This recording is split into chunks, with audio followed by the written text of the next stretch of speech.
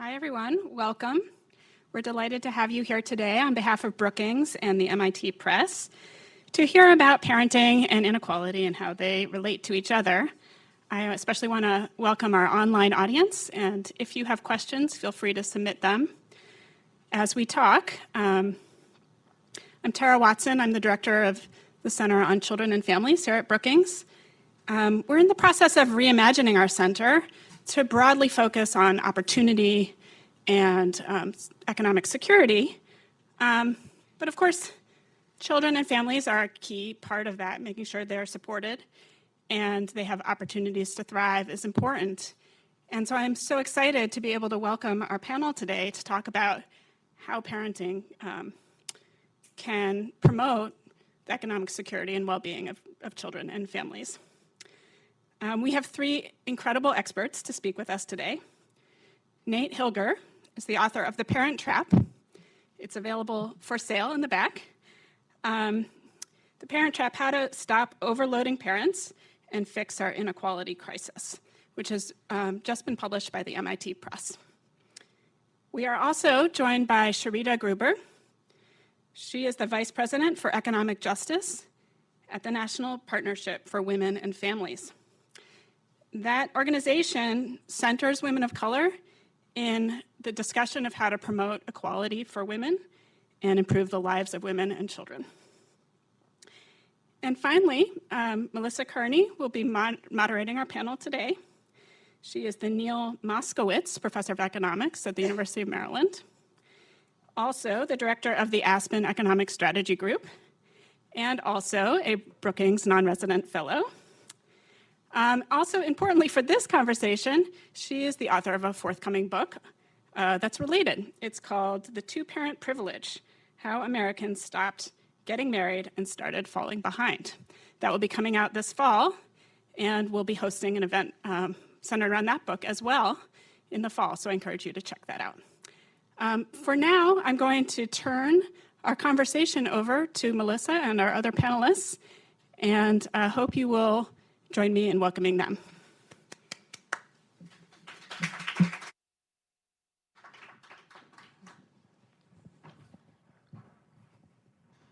Thanks so much, Tara, and thanks to Brookings for hosting this. I'm delighted to be here this morning to talk with Nate and Sharita about Nate's new book. If you haven't bought it, I highly recommend it. One of the reasons I'm so excited about this book is because it shines a spotlight on the need for children's investment in children's skill development in particular, and the critical role that parents play in all of that. So I'm going to jump right into this with questions for Nate to give Nate a chance to unearth some of the terrific ideas in this book. Then we'll bring Sharita into the conversation, and we'll be sure to leave time for questions from you all who are here with us at Brookings and those of you joining us on the live cast. Okay, so Nate, you start in the introduction with what I think is an awesome stat, or a striking stat, which is that children spend only about 10% of their childhood time in schools. And yet we rely on schools to do so much when it comes to developing children's human capital that will set them up for adulthood. And I think this is just a really stark way to make the point that parents are critical to this. So highlighting the fact and acknowledging the fact that parents are so critical, what exactly do you mean when you refer to the parent trap? So I lay out a few different traps in the book. The first and most obvious trap is the overwhelmingly unrealistic expectations that we're placing on parents without really acknowledging it or appreciating it. That's kind of what the 10% statistic is trying to get at. And by the way, for those of you who are skeptical or confused by that 10% statistic, because it might seem like kids are in school all day, every day, our K-12 school system only starts when kids are age 5, and then it's only in session about 1 out of 2 calendar days each year because of summer break, spring break, winter break, weekends. And then even on days when it's in session, it's only 7:30 to 2 o'clock or so. It's like a third of the hours in the day. So it really is 9 out of 10 hours that kids have available to practice and learn skills. Parents are responsible for orchestrating that and managing it and making the most of that time. And that's a huge burden to place on parents. And in the book, I try to make it more clear that this skill development stuff we're asking parents to do, it's not like driving a car or making a sandwich. It's very complicated, difficult professional work. So that's the first trap. I think we're placing too much expectations on parents to help kids build the skills that they need to succeed. The second trap is something that you have probably encountered in writing your book as well, which is that it's very hard to talk about the inequality that is associated with this burden we place on parents. The moment you start to highlight that, parents who don't have college degrees or don't have a lot of money or don't have a lot of social connections or a lot of professional experience are at a big disadvantage in terms of building these skills on average, not in all cases, but on average. The moment you start to talk about that, people in America start to shut down. They start to get defensive, they start to feel threatened, they feel like you're accusing some parents of failure, or you're saying that rich parents are better parents than poor parents. And it just shuts down the conversation, and it makes it impossible to talk about the reality and talk about potential solutions that we can all embrace together to address this problem. So in the book, I try to develop some language that we'll talk more about probably later today to make this conversation less threatening and more comfortable for people and productive. And then the last trap I want to highlight is a political trap, that parents have not come together to form a unified, bipartisan mass political movement. Unlike elderly people, who have the American Association of Retired People and have this bipartisan magic support for Social Security and Medicare, we're going to come back to that over and over because it's just this incredible magic trick that falsifies a lot of assumptions about what is possible to achieve in our country. And I think that's a huge missed opportunity for parents to get the kinds of support that they need. Yeah, I want to pick up on your point about how tricky it can be as soon as you try to talk about parenting in this country, and in particular socioeconomic gaps in parenting and children's outcomes. Yes, I certainly encountered that in my book, and I tried very hard to do something that I think you clearly achieved, which is come across not as sounding like you're blaming any parents, but being very empathetic to all of the demands placed on parents.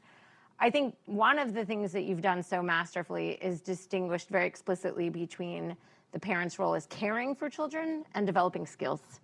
So can you just articulate a little bit what you mean by that distinction and how, again, it's so masterful the way he does this in the book. If you haven't read it yet, you relate it to managerial incentives in India. Like, how does that all come together? And what does it have to do in particular with socioeconomic gaps in parenting?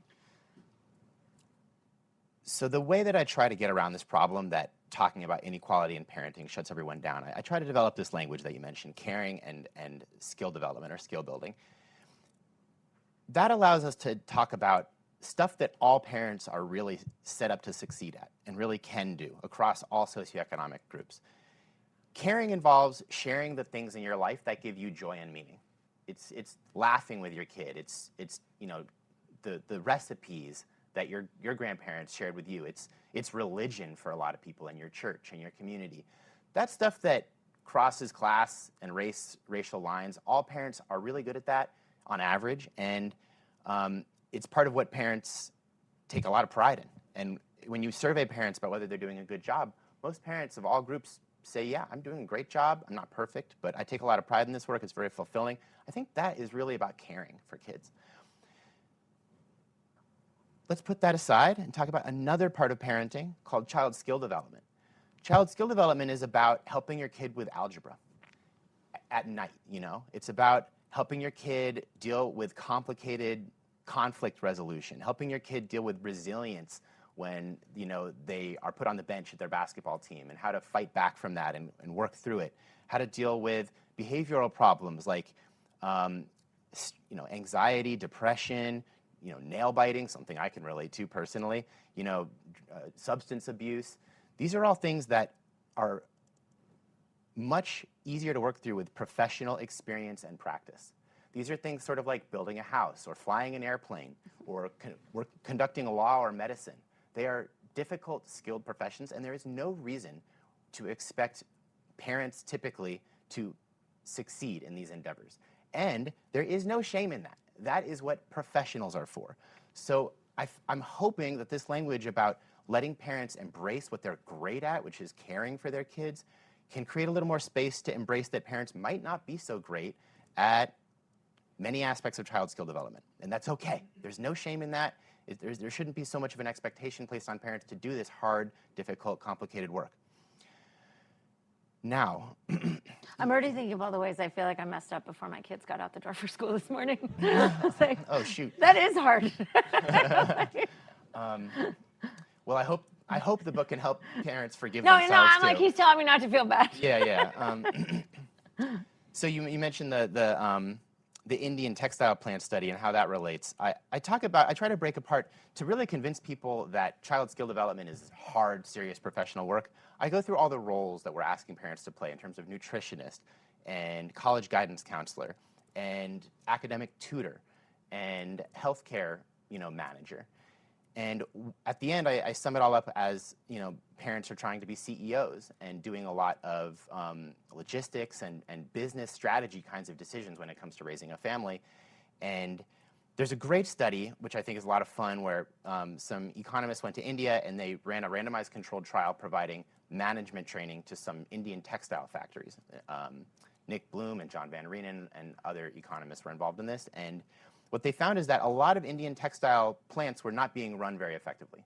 They were using management practices that are outdated and are just not going to work very well. Like they're letting the floor get messy. They're not keeping inventory at reasonable levels. Just comments. It's not rocket science, but a lot of these practices were being neglected.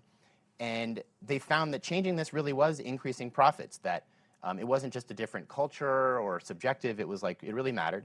And the managers who were more likely to use effective management practices either had a lot of education or they were hired professionally. They didn't inherit the business from their family, or they worked in parts of the industry that were very competitive. If you didn't have those three attributes, you tended to be using very subpar management practices. And that's kind of scary if you apply that lesson to parents, because a lot of parents don't have a lot of education. They didn't have the opportunity to build that education when they were younger. A lot of parents, no parents are hired professionally. They inherit their business in a sense, or they make the business themselves, and they don't work in a competitive industry where you go out of business if you're not adopting effective management practices. And that means there's no reason for economists to be expecting parents to do all this stuff rationally. If there's every reason to worry that millions of parents are making lots of systematic mistakes. That's the lesson from business research on management practices. So that means it's a great spot to expect interventions to have potential for a lot of positive impact. Yeah, no, I so appreciate you saying that, because even like any of us who are parents and have tried to read parenting books, it's a bit overwhelming. It's hard. It's really hard. It's really hard to implement. Yes. And sometimes when my kids get annoyed at me, they're like, "Aren't you a mom?" I'm like, "I didn't learn that at mom school." Mm-hmm. Right? You are a mom. You love your kids. I love them. You're there for them in crisis. You have their best interests deeply at heart, but that doesn't mean you know how to coach them through every algebra foible. That's right. Okay, so now that you've laid out... You probably do, because the algebra is probably, maybe that's one of the things I'm better at than some of the other stuff. But, okay, you've laid out the problem beautifully, I think, and very compellingly. I want to take a step back, because I think something else you lay out in really fascinating, with fascinating history in the book, is how it's taken a really long time for people and scholars to understand how important it is to develop kids' skills. I thought that was a really interesting history, that psychologists for so long thought there was nothing really parents could do. And the other thing that I think is really important that I'd love for you to bring up on this panel is some of the really fascinating studies that show us that what happens in the home is so important to skill development. And I have to say, I feel like in DC policy conversations, we're always drawing lessons from early childhood education programs, preschool, Head Start. In my experience, I hear much less about the kinds of studies you describe, the one in the Iowa orphanage, Bruce Sacerdote's study of Korean adoptees. Tell us a little bit about sort of that rich intellectual history. So this was a lot of fun writing this first chapter of the book. I didn't know about the Iowa Child Welfare Research Station until Greg, I'm going to forget his name at the moment, but the visionary behind the Abecedarian early learning program. He knows everything, and I was interviewing him, and he told me about this strange part of American history I was unaware of. The Iowa Child Welfare Research Station was the brainchild of this remarkable woman named Cora Hillis, who had this idea that, it was the early 20th century. We're investing all this money and expertise in raising better livestock and better agriculture and bringing science into that part of the economy. Why are we doing nothing to improve how we how we raise children. It was very puzzling to her, and so she fought to create the world's first child development research center, and it was in Iowa, and they were pushing back hard against the grain at the time of this biological determinism idea that kids are going to turn out how they're going to turn out, and there's not much you can do about that. And it's amazing today, if you Google like nature versus nurture, a lot of the top findings you see on the web are remnants of this biological determinism idea, which has been completely falsified by the data. Back in Iowa, they were doing these strange sort of ahead of their time studies where they partnered up with a local orphanage, and they wound up noticing that the kids who got adopted early into more advantageous foster care families had like bizarrely high IQs. And at the time, a lot of researchers would have ignored that finding or assumed they got something wrong or something, or they would have fudged the numbers because there was a lot of crazy stuff going on back then in this part of pseudoscience. But the people at this orphanage, they had kind of a different culture, and they took the data seriously, and they thought, oh, wow, this kind of suggests there is a big role for a family. The kids who happen to get adopted early wind up looking a lot like kids who are born into these more advantaged families. And that led, a lot of the wild, interesting work at this, this early center led directly into the more famous studies many of you have heard of, Perry Preschool, Abecedarian. I had a lot of fun talking about a couple other studies that I think are underappreciated. One of them is the Infant Health and Development Program, which really replicated the Abecedarian study at 8 diverse cities around the country. And the origin story of that program is also really fascinating. It goes back to this remarkable woman named Ruby Hearn, who was an African-American scientist by training working at the Robert Wood Johnson Center. And she had experienced discrimination directly in her life. She grew up in the South, and that was one reason why she went into a hard science, because she wanted to just prove her points and leave color off the side. And that led her to design the Infant Health and Development Program with extraordinary statistical rigor, which was not conventional at the time, as a reaction to her experience with discrimination. And I found that really inspiring and fascinating. So that whole line of work kind of showcases the power of home environment and learning environments generally. And the last study that you mentioned is this also remarkable study by Bruce Sacerdote, who found that one of the world's biggest international adoption agencies, the Holt Agency, had been randomly assigning kids to parents for decades. So it was this beautiful natural experiment, and he reached out to a lot of the families and got information on how the kids were doing who had been adopted by more versus less advantaged socioeconomic kinds of families, and found pretty big impacts. And one of the themes I harp on in the book is that these impacts are dramatic underestimates of the importance of family environment.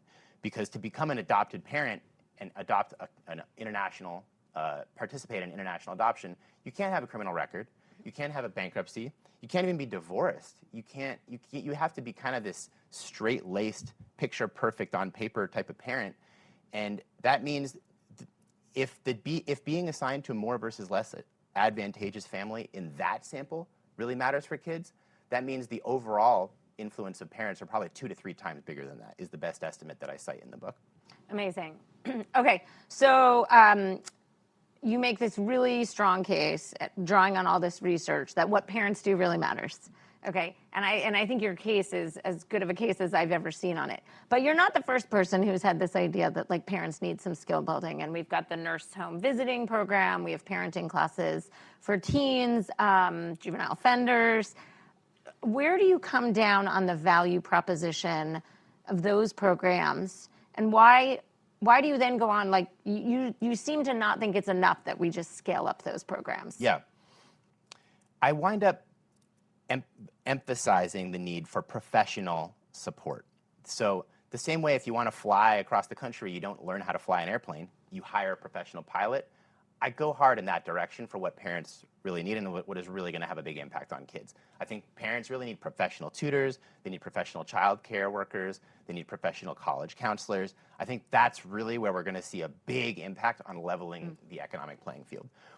This other approach, training parents to do their job better, I explore it. I talk about some of the history of this, and I come down ultimately not being super optimistic about this path forward. as part of the book, I had a great time attending a 3-month parent training program, I chose this program because it addressed one of the main problems in these parent training programs, which is that parents don't want to attend them. Right. I don't know how many people listening or in the audience are parents, but you're tired if you're a parent. You finish your workday, your microwave is broken, you have to call the repair person, you have to be on hold with Verizon for some problem in your bill. Being an adult with kids is really exhausting, and to then ask parents to go and spend hours getting lectured at night is a lot to ask, and maybe unsurprisingly, parents haven't signed up for these programs. Even though in clinical trials, some of them do show positive impacts. Nothing like the impacts you see from professional tutoring or professional childcare. It's like 1/50th as big, but you can see measurable impacts. And so I attended a program where the parents had largely been court-ordered to attend because I wanted to see what would happen if we had a much broader representative sample of parents in these programs. Not just the go-getter parents who have extra time and extra resources and are interested in self-development in this way, but all parents. And this program had a taco truck catering family. It had a basketball coach who wore cowboy hats and was a really charismatic, interesting guy. It had a chemist. It had a software engineer. It had people from all walks of life in a very diverse local metropolitan area. And I will say some parents were asleep during the trainings. Mm-hmm. Some parents were totally checked out. I would participate in the little discussions and problem sessions. A lot of parents hadn't really grasped what had been said because I'm sure their mind was on 1,000 other problems. So it might have been beneficial for some parents, but it confirmed my sense from the literature that this was a tough path forward to really make a dent in our core problems. Yeah, that makes sense. Okay, so you push on the need for professional skills, but you have a big program in mind, family care. Yeah. Tell us about it. This is my amateur attempt at branding. Okay. I call it family care because it's like inspired by Medicare. Because Medicare, I think, is the right size problem we should have in mind for child skill development. We're talking hundreds of billions of dollars. Raising kids is hard, just like solving elderly people's healthcare problems is hard. Family care would take that 90% of time that is currently outside of our public K-12 school system, which is radically unequal, and it would start to chip away at that inequality. So it would start with child leave. It would let more parents, your organization does so much work in this area to help more parents take those first few months and build that sacred bond with their kid in a less stressed out way. Then it would move on to more professional support. It would provide access to high quality child care from age 0 to 5. It would provide access to high quality extracurricular and summer activities like affluent kids routinely attend. It would provide access to professional tutoring if you were falling behind or needed some extra work, or if you were blazing ahead and you're super advanced and you're bored at school. It would provide better mental health, better physical health care, because right now Medicaid is set up to reimburse physicians at 72 cents on the dollar compared to Medicare. So if you're a physician and you want to treat kids, you are penalized. And that's why a lot of specialists don't even accept Medicaid, because it's not worth their time. That's how we treat families and kids in our country. It would move on to provide much richer kinds of financial and professional counseling support for college and career transitions, which again is a major area where rich kids get a huge leg up with direct support from their parents. So it would really be providing the kind of upper middle class childhood opportunities that these kids are used to a much broader set of kids, and it would be taking some of the financial and logistical stress off of even higher income parents who do this. They pull it off, but it's very hard to do in your spare time.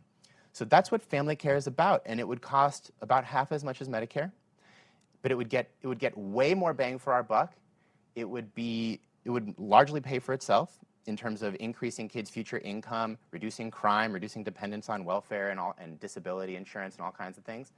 And that's kind of where I think the country would have already gone if kids and parents had a real political voice. Yeah, great. I love it. And I'm going to bring Sharita in on this point in a minute, but I just have to ask one thing, and then Yes. and then we'll open this up. Because, Tara referred to my book, The TwoParent Privilege.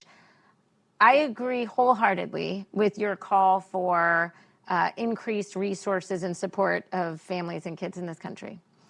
But in my view of the challenge, we also need to really focus on strengthening families. And I think that means addressing head on the challenge that 1 in 5 kids in this country only has one parent in their home. 30% of kids whose parents don't have a 4-year college degree only have one parent in their home. Your book is conspicuously, in my view, silent on this. All of the challenges you talk about parents have, it's that much harder if you don't have a second parent in the home to turn to help carry the load. Yeah. So why do you avoid this topic completely in your book? Yeah, I think it's just not, I don't think we really need to get into it, honestly. I think it's a little bit of a red herring. I'm really excited to dive into this more with you in your book and to engage with it. You could say the same thing about Medicare and Social Security, you know? If we were debating whether to adopt a big investment to make retirement and elder life better and more accessible to more people, you could say, well, a lot of adults in this country are not married. Maybe if they got married, they could take better care of their aging parents. And I think, well, yeah, maybe a little bit, but maybe they need hundreds of billions of dollars to fund Social Security and Medicare. Another thought is that I think it's great to push for programs where you can go around the country and politicians can go around the country and they can look people in the eye and tell them, here's exactly what I want the public to provide for you. I hope you feel good about that. I feel comfortable going to families all around the country, including single parents, and say, hey, I think taxpayers should help you pay for tutoring for your kid when they're having algebra problems and make sure it's a good tutor. I think taxpayers should help you access a good early childhood environment for your kid. I would feel weird going to single moms around the country and saying, your problem is that you're not married. I don't know. Do you feel weird going to the dads and saying, you know what, your mom and kid could really use your help? I think that's great, but I would feel a little more squeamish about that. I feel like there are reasons why people are not getting married. Some of them are none of my business, and I just don't. I want to have if we can get ways to have more parent solidarity, wonderful. I agree. Of course, that would be helpful. I think we know a lot less about how to change marriage rates dramatically than we know about how to build skills in kids, because we have, as I talk about in the book, 100 years of research on this. We know that a lot of the programs I advocate for in family care will have large positive impacts on kids if we can come together and implement them well. I'm less optimistic we can have huge impacts on marriage rates without very coercive kinds of weird tactics. And even if we do that, I'm not sure those marginal marriages will be as helpful as we hope. Yeah, so I agree with a lot of what you say.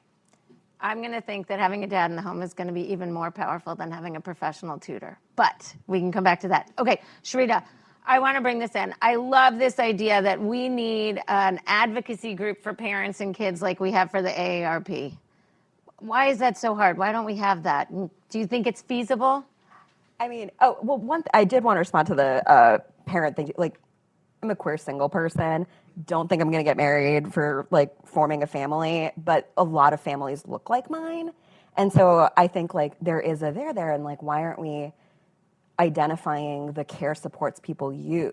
Like, I do a lot of work on chosen family care networks, and whether you're straight or queer, over half of Americans rely on so-called chosen families, so our extended networks, to provide that support. So why aren't we supporting what families actually look like, which is CAP estimated 80% plus of families don't look like a traditional nuclear family. So did want to put in a plug for kind of being broader and more creative on how we define family and care in our networks and supporting it. And you know, as a person without kids, like, I firmly believe there's no such thing as other people's children. And it really is part of all of us. But to your question that you asked me, like, I think what's happening in Congress right now is a really great example of how far we are from the type of program that Nate's talking about. So like the House just passed a debt ceiling plan. Only 4 Republicans voted against it, and I'm going to guess they were not championing women and children's social supports in their votes. It was more about who the speaker is. But it has Head Start cuts for 200,000 kids. 1.7 million women and children would be removed from food support.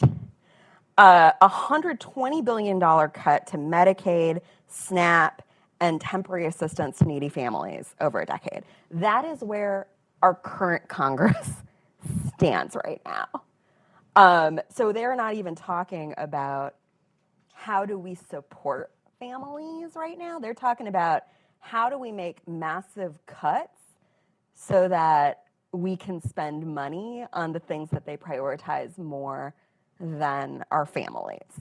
And part of the reason for this is they don't feel like they have to respond to voters and families. We do a lot of polling research. And so going into the midterms, we talked to voters and found that 68% of voters, including like 53%, strongly agreed that economic security is strongly connected to care supports, to paid leave, to reproductive health access. These are linked issues.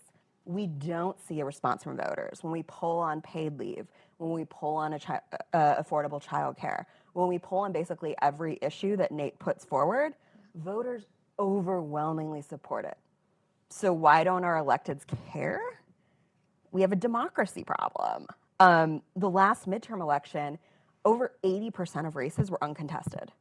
There is absolutely no reason why these electeds would have to do anything for families if they feel that safe. And so, but like, it doesn't mean it has to be this way.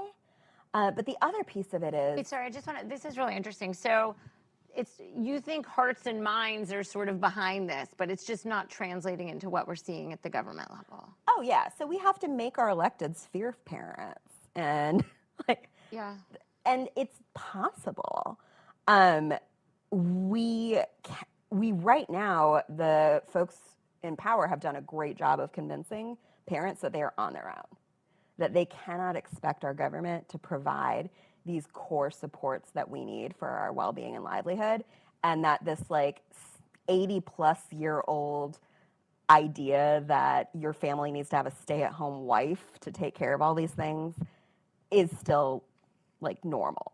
And so I got to sit in on some focus groups on childcare, for example, and it was so outside of the participants' idea that this would be something that government should help with. interesting. Like so first of all, it's convincing people like not only can government do this, government should do this, and that takes work. Like it is a big culture shift in terms of what we expect from our government that needs to happen. And I think there's a huge opportunity at this moment because the pandemic really shifted people's ideas of what government can do and what our expectations of, and that policy can work. Like we did cut child poverty in half for a little bit. Yeah. But having those proof points and explaining it really does help click in voters' minds like, oh, this is something I should have. This is something that I need. And I think like we can get there, but it's not just forming the organization. I think we need to start a couple steps back and really working with parents, and not just parents, but like everyone on, this is a role that government should play and we expect it. So when Nate's saying parents feel trapped and they're not getting enough support, I think I'm hearing you say, and they can't imagine it any other way. This is the way it's always been in America, and parents are just muddling along. Exactly. So do you, in your work, do you draw on lessons from what's happening in other high-income countries that offer much more support to their families and kids? I mean, we're just so special as Americans. It's really hard to, like, look at paid leave. Yeah. It's us in Papua New Guinea. And Congress doesn't care about that. They're fine with it being us in Papua New Guinea. No, I mean, we do have some really great champions, but for the most part, those international examples are surprisingly not convincing. Like for right now, the Department of Commerce announced that $150 million plus projects under the CHIPS law would have to find some way to provide childcare. And the backlash they're getting is incredible. From where the administration sits, we are falling behind in technology. It is imperative for our government to create an industrial policy that makes us competitive on the world stage. And we don't get there if we are not allowing workers to actually be able to take these jobs. I know, you and I have already disagreed on this on another panel, so I won't go there again.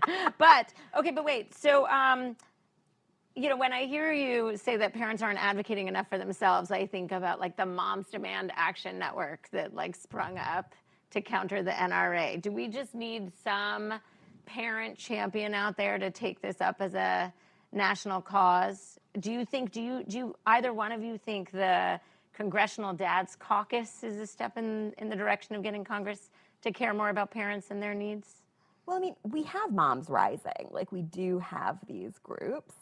It's just they're nowhere near as well funded or resourced. Or bipartisan.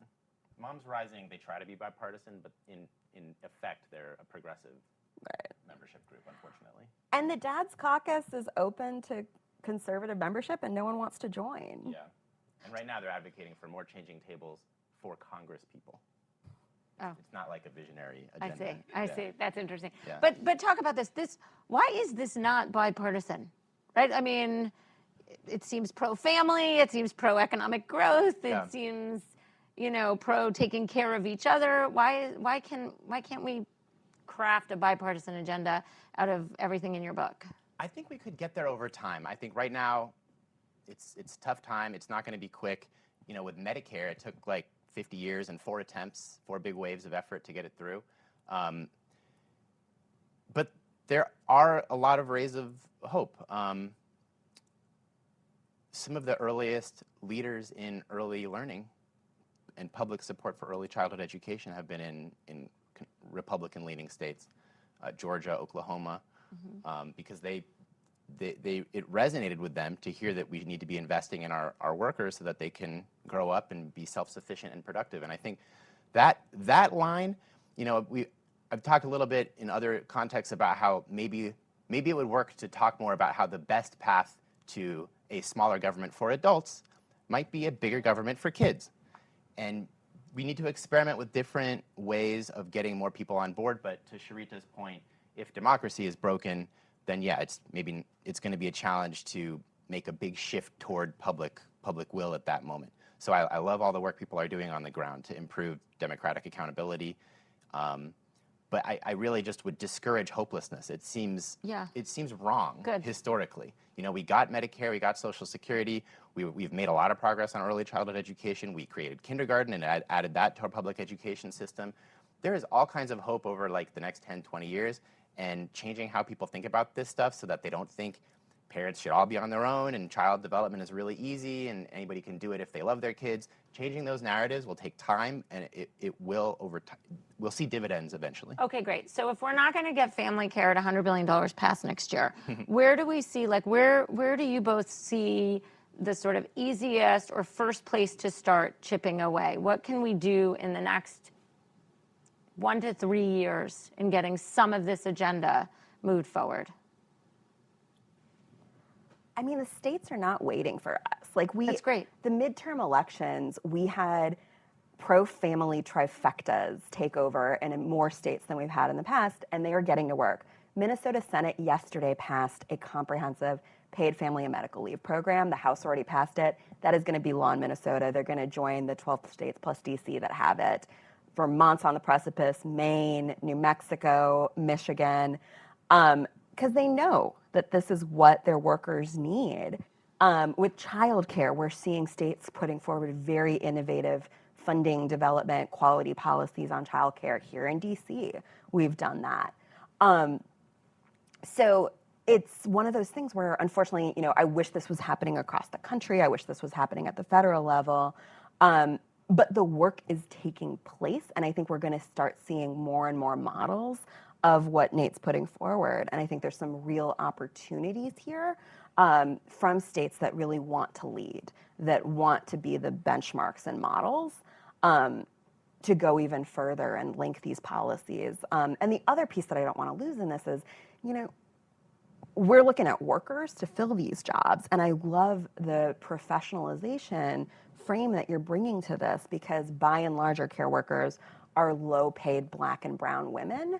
And they're also parents and caretakers. And so any program that's going to be successful is going to have to lift up the workers in those jobs, because right now we're struggling to, I'm trying to find care for my parents.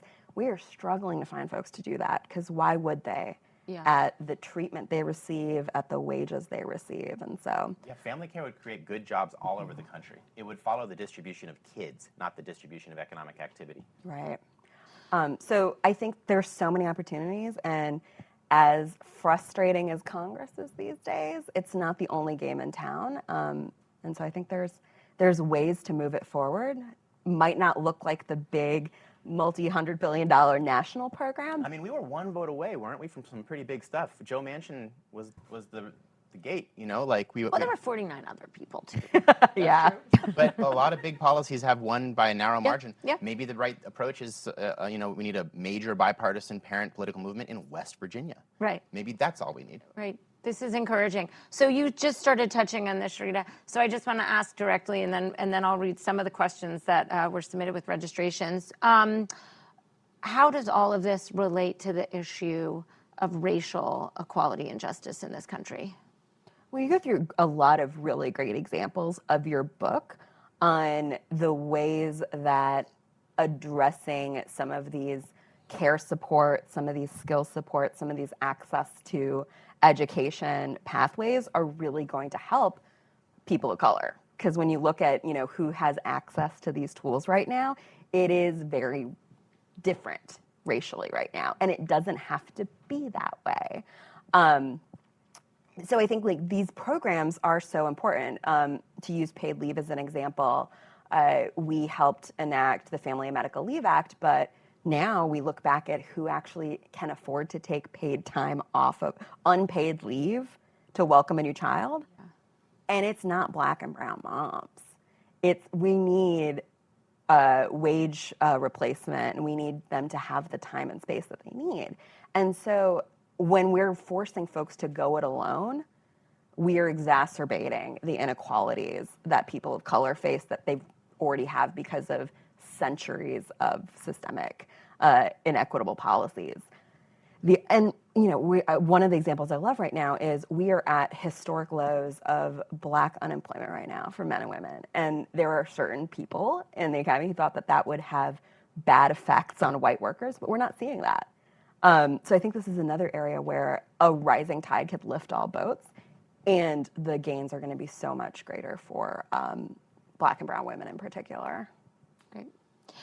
Okay, so some of the questions that came in with people's registrations really focused, I'm going to summarize a bunch of them in one, really focused on asking ways that schools and communities could support parents. And what struck me about that was I feel like we already ask schools to do so much, right? To your point, we ask schools to do so much. But yet, here's a question from an associate professor at Whitworth University. How can K-12 schools best support the challenges parents are facing today? Yeah, I think it's hard. I think part of only getting 10% of kids' time is you inherit a lot of obstacles that you're not financed or staffed to address. I think the community schools model is really interesting. If communities can, I don't feel good saying this because it's not a real solution, but if communities can scrounge up more resources and extend their school day to be more like 9 to 5 to match the parent work day, they can partner with local nonprofits and provide some of these good extracurricular activities, provide some support over holiday breaks if parents don't have the same matching holidays as the school. But really, this is a perfect case of a need for more public support, and until then, it's just going to be scrounging and making do in many ways. Yeah, I think you just answered to this question, which I'll just read because I think it highlights this need, which is this question from a University of Denver graduate student asks, how can we promote communities to help each other with raising children and parenting? The common saying, it takes a village, is so true, yet so many parents are so alone. And this gets back to what you said, like there's no somebody else's kids, right? Okay, along the same lines of helping out parents, from someone from the University of Minnesota Medical Center, how can developmental psychologists and other supporting parents advocate for their needs, children's needs, and social equality? Could you say that again? Sorry. How can development psychologists and other supporting parents advocate for their needs, children's needs, and social equality? Do you want to take that one, Sharita? Do you? I mean, I think this might, this in my mind speaks to what you're saying. There's a lot of activity at the state level. Yeah, and I think like it's so important. I mean, the groups that are fighting for this are small, understaffed, under resources, would welcome more support. And so I think there's a lot of opportunities in your city and state if you have those skill sets and that expertise to lend it. It will be very appreciated. That's interesting.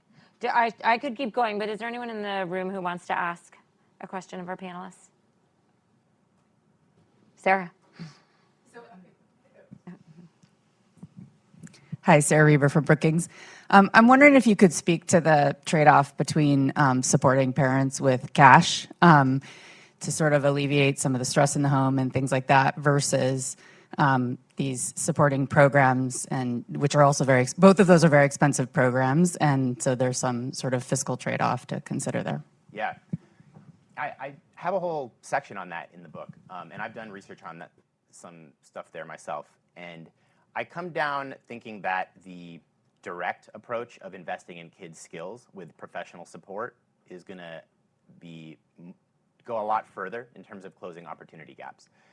An analogy would be with senior citizens, the cash approach is Social Security, and the professional support approach is Medicare. And Social Security has been wonderful in terms of reducing elderly poverty rates, which is so important. It doesn't need to have knock-on benefits. Being in poverty is awful, and reducing that is great in itself. But would that solve senior citizens' healthcare problems? I don't think so, because if you get cancer, it's hundreds of thousands of dollars. You need access to high-quality health insurance, and so Medicare is also really needed. I think kids are in a similar situation. It would be awesome if we didn't have so many kids in poverty. It's painful, but just giving parents money, while it has more benefits in terms of long-term impacts than giving other groups money, it has some externalities there that are great. The impacts of that, I think, are smaller than high-quality childcare, high-quality after-school and summer programs, tutoring, college preparation and application assistance, financial aid. I see more, if I had to choose Medicare or Social Security for kids, Medicare being the analog, the big portfolio of supports to address child skill development, I would choose the Medicare angle over the Social Security angle. So this is really interesting. I want to follow up on that question. It also seems to me that the amount of money that it would take to buy on today's market the kind of high-quality childcare or professional tutors or safe and stable housing in decent neighborhoods probably exceeds the amount of cash we could ever get the political system to agree to give parents, right? Just like with the K-12 school system. Right. America wouldn't support giving families $13,000 a year and hoping they spend it on education. Yeah. They provide a K-12 education system. Do you have, I don't remember this, I apologize. Do you have any sort of basic income guarantee for kids in your family care program? I did not prioritize that in family care. Okay, maybe we could add that on. But it would have massive knock-on effects financially for families, of course. Families wouldn't be getting cash, but they would be getting childcare and extracurricular activities and tutoring, and they would have more time to pursue their own careers. I think it would dramatically increase parents' financial security indirectly. Great, thanks. Are there any other questions from the room? Jerry Jones, National Alliance to End Homelessness. I was very intrigued by your observation. This would probably pay for itself in a reduction on the adult side if we were investing more in families and young people, which seems definitely true, probably just even within the criminal justice system, prisons, the amount of money we spend trying to remedy things that stronger families and the kind of skill development you're talking about would have given people an opportunity to avoid. Have you given any thought to sort of the fiscal mechanism for making that case, or how those because the savings, there's a several decade lag in how this would benefit, and yet it's absolutely essential. I think politically we kind of lack the transmission belt to recognize we're taking dollars from this to pay for that. There's social impact bonds, a few other things that I think have. But I'd be curious, have you given that more thought in terms of either how to build the public place or how to move the money? That's a great question. No, I don't get into those technical details in the book, and it would take. Those are complicated issues. I'd have to dedicate other things for that. it's a wonderful area. I think it would be a great white paper for Aspen or Brookings or somebody to work on to like really lay out the nuts and bolts of how we pay for a policy that is a big investment but will pay for itself over time in a pro-kid way. It's not necessarily decades. The savings would start flowing in sooner than that. You know, fewer kids would be repeating grades. There would be less juvenile crime. Parents would increase their labor supply. Incorporating all of that stuff in a big simulation would be a really worthwhile enterprise. There is. Unless I'm missing something. No. Maybe I'm missing You know something. about that study. I have in mind, like the folks from the Opportunity Insights Lab and Nate Hendren's work on marginal value public funds shows that investments in kids and their human capital development really does have sort of the biggest social bang for the buck. Yeah. So the case is there, and I love the idea of someone pulling that all together and making the case. Yeah. I think pulling the money from other programs is part of the challenge, since other programs have stronger lobbying groups Exactly. than kids. Yeah. I mean, you got to get money from the military or senior citizens Yeah. or public sector unions, or it's like, but that's why solving the political problem is a really important ingredient. That's right. Anyone else? Or taxing people what they should be taxed Or to just generate some funding revenue. the IRS. Yeah, that's Funding right. the IRS, that seems like another low-hanging fruit. Absolutely. Policy lever. Sean Fremstead at CEPR. This is a great panel, so really enjoying it. My question is about what are kids, like in an age sense, right? I think we think, and a lot of social policy programs are set up to think of childhood as 0 to 18. You know, we have basically pretty close to universal health and care insurance for kids under 18, including, you know, very poor children. But then at 18, you kind of go down two separate paths depending on, you know, on your parents' health. You know, you can stay on your parents' health policy, but otherwise you're kind of on the boat if you don't have that. And so I'm just wondering a kind of like what we should, if you think about this, kind of like what is it that, when's the cutoff? Should we be thinking about youth more when we think about kids, and that as a transition that happens over time from like 16 to 30 rather than something that just boom at 18 or 19? I want to add to that, somebody from UCLA Center for the Developing Child asked specifically to hear you talk about the impacts and needs of adolescence. I don't really have, I mean, one interesting thing that could be done to benchmark that is to look at the support that upper middle class kids receive. Those parents certainly don't view their support as stopping at age 18. Yeah. And some of that stuff is really impactful, like the college assistance that kids get, the college counseling that they get from college educated parents who know the ins and outs of the system. That stuff continues into your 20s. So it would be interesting to look at what our more advantaged families provide as kind of like a benchmark for what maybe we should consider providing to other folks.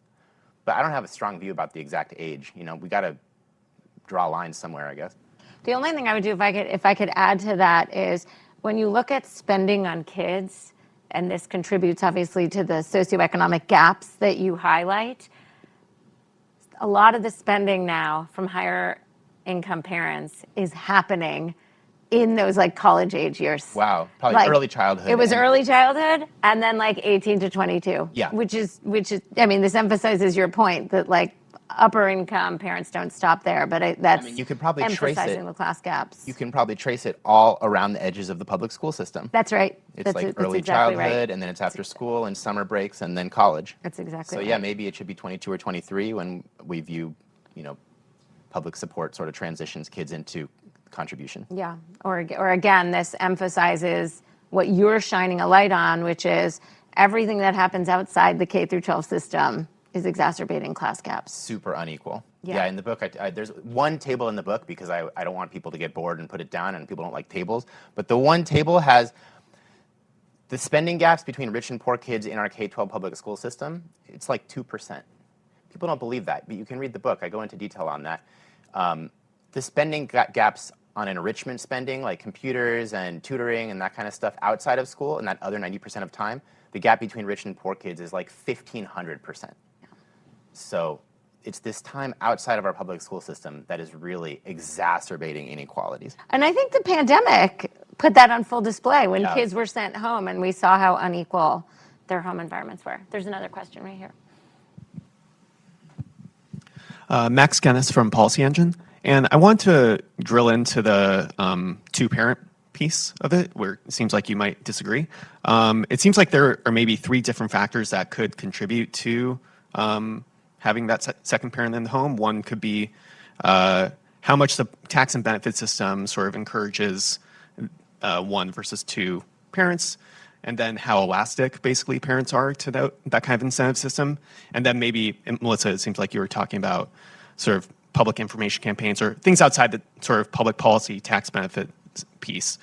Is that the right kind of decomposition, and where you fall on those, the importance of those 3? Please. Okay, good. I'll take like 45 seconds, and then you have to come back in September when we do this again. So I do think, we might have talked about this a little bit ahead of time. I do think we both agree that the tax incentives and nudges are not all that important in explaining the changes over time in the sort of separation of marriage from having and raising kids, nor is that where any sort of solution, if you do think it's a problem, though not everyone does, if you do think it's a problem, the solution is not going to be in changing the tax codes and nudges a little bit, though I would say the tax code shouldn't discourage two-parent families, of course, and transfer systems shouldn't discourage it, and it should, be sort of agnostic on that. So I don't think that's where the answers lay. And so then I do think this is a complicated issue for economic policy folks to address, because our usual tax levers don't either really address this problem or make up for it, right? So if it were as easy as tweaking the EITC, that would be great to strengthen families or strengthen marriage. I don't think that's it. So I do think probably some of the answer lays with community groups, social norms, things that are a lot harder for us to figure out how to affect. But in my view, the fact that we don't really know what policy levers to pull doesn't mean we shouldn't have the conversation and think about it. Okay. Last observations or comments from our panelists.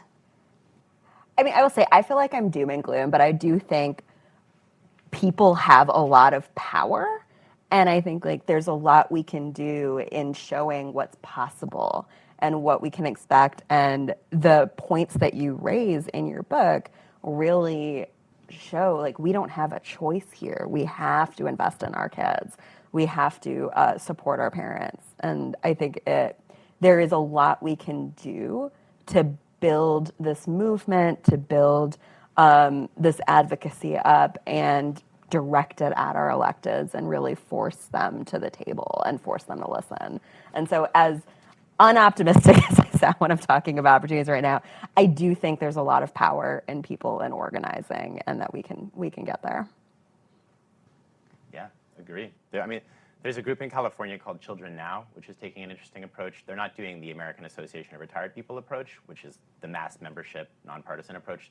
They're bringing together the sort of fragmented little groups that support kids and parents and having them all sign letters and pool political capital to request things of the state legislature.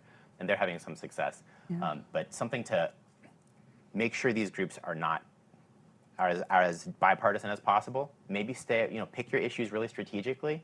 Don't attach all of your political views to your parenting advocacy, and try to bring the ecosystem together to speak with one voice as much as possible, just like senior citizens have done with AARP. Terrific. Okay, last plug. It's amazing if you haven't read it. Okay, so thank you for being with us, and thanks, Sharita.